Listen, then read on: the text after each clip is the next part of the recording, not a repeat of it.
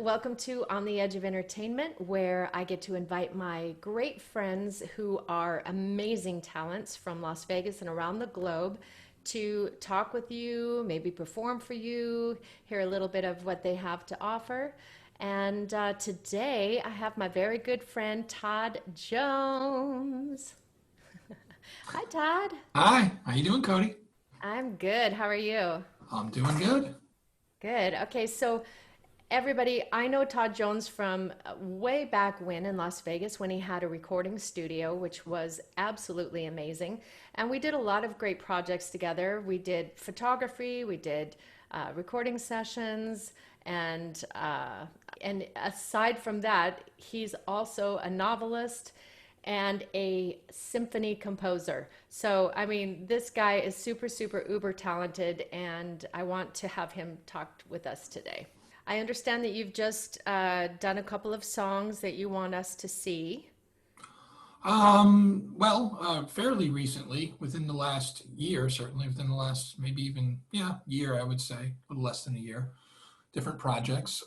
I teach at Encore Performing Arts Center, teach music there, and every year they have their dance competition team, which are kind of their best dancers that go around the region and compete with all kinds of dances, solos, trios, full group, and then they have their big giant production number, which is all of the kids from the little ones all the way to the teenagers, and it's a big long 8-minute piece, usually thematic. There's usually a theme behind it all, and they used to do it with a bunch of chopped up songs and stuff. And one year they decided, hey, our music teacher writes music, doesn't he? Let's ask him if he wants to compose an original piece, which is very unique because none of the other schools really have that. And so the first one was the elements of fire, air, water, and earth, and all that kind of stuff.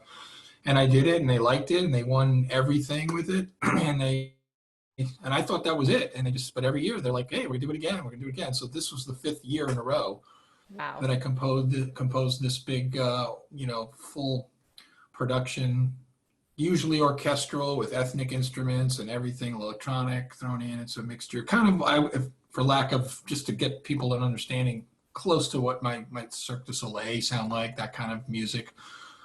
All instrumental with some moody vocals thrown in here and there. Yeah, well, that's wonderful. I mean, these kids are really lucky to have you, and from what I understand, you've had the same students for years and years. And who knows, maybe someday they'll all be recording artists themselves because they've learned so much from you. You've told me about some of the things that you do with them, like harmonies, and maybe we can see a video of something like that. But I want to Sure. talk Yeah. about your composing too. I'd love to play one of these musical songs that you have. Which one would you like me to play? I'll explain briefly what the other one is too, because it's a totally different project that actually has been going on for over 2 years, going on 3 years now.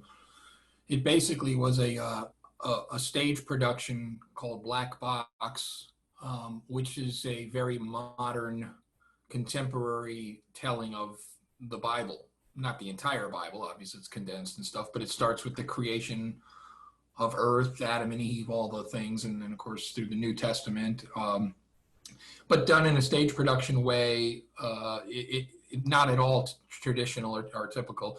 So I thought, okay, well this sounds like an interesting musical project, without just the concept was going to make for very interesting music. And it's probably one of the most interesting composing projects I've ever done, because there's no one style. I mean, I literally did everything from heavy metal to swing and big band to ethnic dance to full orchestration, Hollywood, and kind of everything in between. And you're writing themes for the devil, which are very evil and weird and Danny Elfman kind of sounding stuff, and then you're doing John Williams for the opening. I mean, the first piece I wrote was creation, which is basically like, okay, write something for the creation of all life in the universe. So actually the second time in a few years I had to do that, because in the Elements I did a similar thing, but started with nothing and turned into something. This was just the typical Hollywood big orchestral, as big as you could make it. Anyway, that's not the piece I sent because it's maybe a little long. I don't know if it's long, but it's just big. So then Yeah, I I love did. all the songs. I mean, I could see them on uh, National Geographic shows and different things like that, you know. Yeah, which I've done some stuff for that as well. The piece I sent is basically about where they first discovered the Garden of Eden and all of the life teeming animals, plants, mammals, just the abundance of life. So it was very kind of tribal, ethnic instruments. So that's the other piece that I sent called Eden Dance. So very different projects, similar instrumentation, a similar approach, instrumental, but those are the two. So I'm going to let you pick. The first one's too long. It's 8 minutes. So if I were going to play that, I'd pick a section because it's actually done in movements, scenes. Because through the production, every year it's like that: fire, earth, water. Yeah. This theme was actually very heavy. And I was surprised. It was about one year they did bullying. This was about child abduction, which was very strange. I mean, not strange, but like, wow, kids dancing to child abduction. Kind of on the surface, it could sound pretty heavy for kids, but it was her concept. And so basically, it opens with a scene where they're playing, everything's great, and then she's kidnapped. And so the music obviously changes, and now she's kind of out on the street or in that world. And I don't want to spoil it, but it's All a right. story. All right, cool. So I'm going to go ahead and press play and share with you all right now.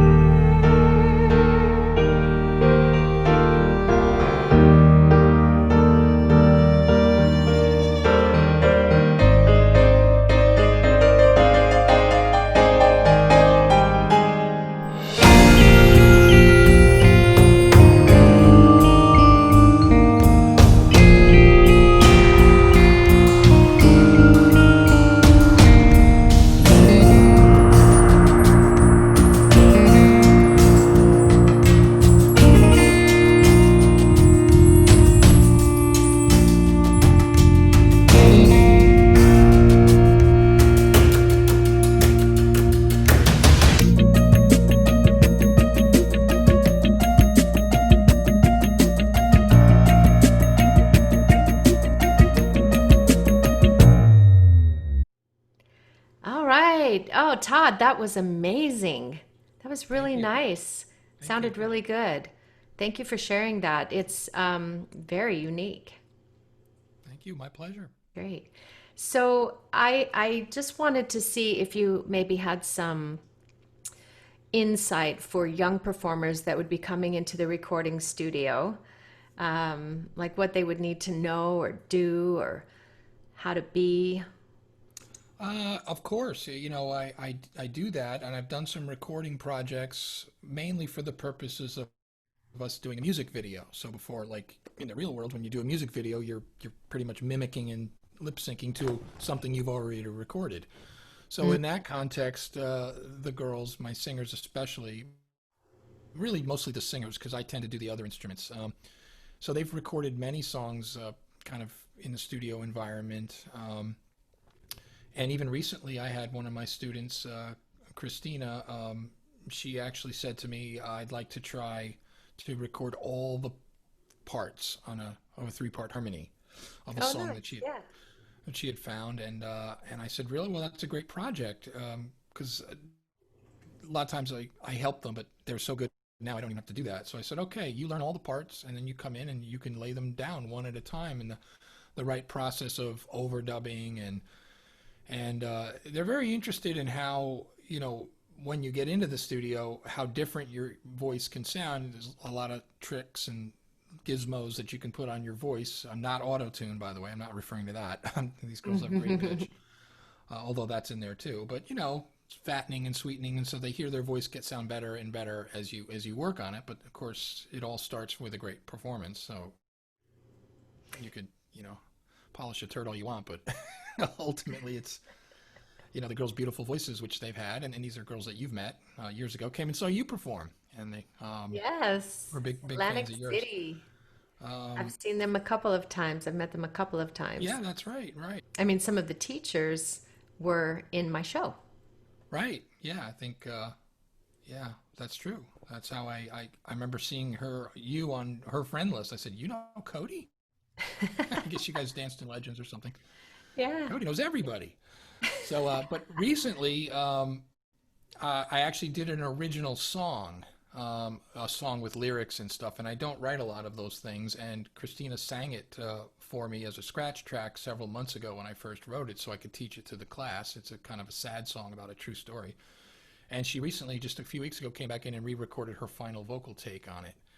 And she did just a fantastic job. So I love giving them that experience. And this year I have, pretty much a full band now. I've been relegated to playing drums again because, last year I did a lot of bass and guitar. Now I have a bass Oh, player. So yeah, I'm like, that's I've got to something I play forgot drums. to say that you were a musician and you play every instrument. What about that? I To, forgot to about that. varying degrees, that's true. And over the years, I've done different things in different bands. In Vegas, I was mostly a bass player singer, but some guitar. I started out as a drummer, went to Berklee College of Music as a drummer. So I'm trying to get my chops back, and it's not easy. It gets a lot harder. That's a very physical thing, and I'm like, oh my God, I gotta. So I'm struggling to keep up with them, but it's fun. And fortunately, our guitar player also is taking drum lessons. So we actually switch off, and then I play some guitar, and he plays drums. So Well, we've got that's the full nice. band and a keyboard player for the first time. So we really are a full band and learned lots of songs. We were going to do about 20, we're a full concert. We had all planned. We don't know what's going to happen now, but Man, if I come to all great Atlantic stuff. City, will you let me sing in your band? Absolutely. Oh my God. I had a friend of mine coming up from Virginia to sing in our show for the third year in a row. He does some rock stuff, and I'd be like, they would love it. I would say, oh, Cody's kind of coming down. I think I told him that when you thought for a while you might be coming out around that time. Everything's been blown up since then, but that Yeah, was, I yeah, if know. I knew you were in town, I'd be like, all right, we're doing a song. We're going to learn something. You know, you're going to get on stage. Because, Yeah. that's the one thing you were talking about. The one thing that is is they need more than anything, I would say, is stage presence and performance skills. Because Mm-hmm. music, I mean, I concentrate on their music, Mm-hmm. because believe me, you don't want to see me dance and do, or not, or anything really, but that would be scary. The one But thing you don't know how to do? yeah, right, exactly. So, but when I took them to see you a few years ago, that was one of the main reasons why I didn't just take those two girls. I took my older kids, if you remember, they were my Mm-hmm. older class, and those were really, really good dancers. In fact, one of them, you don't even know this, went back uh, a year or two later and was hired and was on that stage Oh, to nice. dance, just as a dancer. But I wanted them to see you in particular. I said, listen, yes, she's doing Madonna or whatever, but you don't just go up there and sing the notes. When you're on stage in front of people, you can't just stand there. And that's unfortunately one thing that they're both not really good at. They're kind of introverted, and they don't. It takes time. Right. I mean, and, I and confidence and experience and all these things, but it is the one element that I can't really do anything about. I can't stand there and tell them to move their foot here, and I tell them sometimes mic techniques, use your hands and body language and things like that, but it has to come somewhat naturally. Otherwise, you look like you're in a pageant and you're like, that kind of yes, performing. it's And true. It's true. so I don't push that too much. I concentrate on the music and the singing and the sound and the things that I really know how to fix and make them as good as they can do, and hope that the experience from that, going out and sounding good, knowing you're sounding good, knowing you're killing that song we've worked on so hard, that hopefully, and then of course you hear the audience response, which is always great.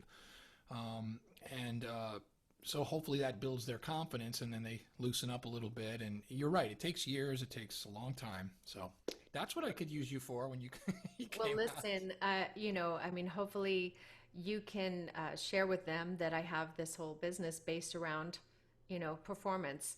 And one of the first things that I want to get out there is my Stage Fright book, because I have a huge history of stage fright that I overcame and can now do this on stage. But, I don't having remember that about struggled you. with it so much. That Yeah. was before I knew you, must have been. No, I would terrifying stage fright when I met you. Really? When you were in Superstars? Yes, I was in Superstars for 8 years and had stage fright every day of my life. You hit it. You know what? That's a chapter right there, because having it and showing it are two different things, because you didn't show it. You look Well, very confident. it held me back from being the performer that I would then become. It did hold me back, just a little story to make people out there feel better, considering, I have an established career now and make money at this. Um, when I was a kid, all my friends and I, the teenagers, went to someplace and we went for dancing. Everybody was dancing. I think it was like a day club or something. Everybody's dancing, and I could not even get with them on the dance floor. That's how terrifyingly shy I was. So hopefully I can help people get over some of that. And I have a lot of tips about performance as well. So, Well, great. Yeah, that's very vital, because you know, I'm sure you've met people in all of your travels in the entertainment business, and I know I have, where they don't need anything. They don't need a book. They don't need a no. speech. They don't, and they just are natural. But those Mhm. people are rare. You know, I think sometimes they call it the it factor, or they have a star quality, or whatever it is. It's not taught. And I did have one or two girls like that. One in particular, but she didn't. She was more of a dancer, and she's still continuing as a professional dancer. But I mean, I could literally count them on one hand and have fingers left over out of the hundreds of kids that I've taught in the last 10 years. So it is very, very rare. So you have no choice but to try to go through some, you know, other methods to make them aware of it. But sometimes it's interesting, because particularly we've done a lot of music videos, and Mm. it's you still have to perform even in a music video, even though there's no audience, because and then they see themselves back, which they don't even do when they do a live performance. They really Mm. don't know what they look like unless someone's videotaping.